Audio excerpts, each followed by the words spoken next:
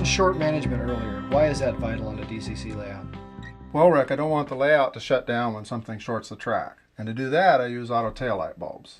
Car taillights? How does that work?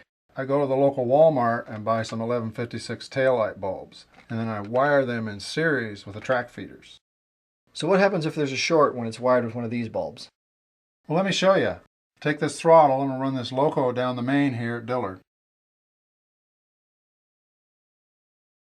Then we'll take this quarter and short the track. And notice that the train stops immediately and the taillight bulb comes on.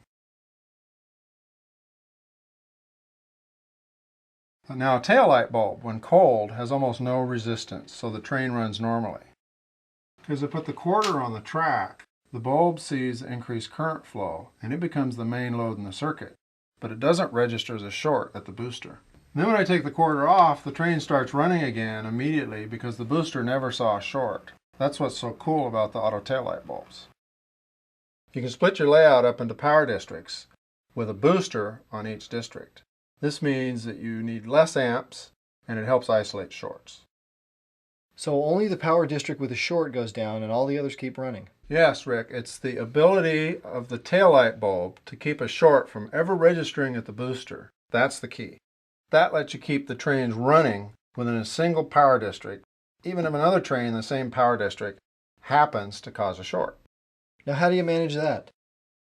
I simply cut gaps in the track so that each power district contains several train length blocks, and then the feeder to each train block has an 1156 bulb attached to it.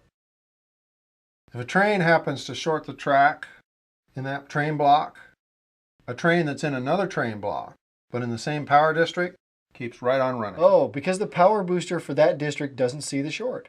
Right, Rick. Any train that's in another train block keeps right on running, even though it's in the same power district. So it may slow, but it won't stop. But we'd like to see that. Sure. Rick, here, take this throttle, and we'll run another loco down the siding here at Dillard. Okay. Now this siding is on a separate train block from the main. And the siding has its own 1156 bulb on the feeder bus. But these two train blocks are in the same power district.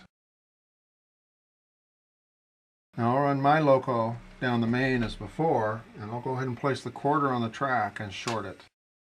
And notice that your loco keeps running. Wow, that really works slick, Joe.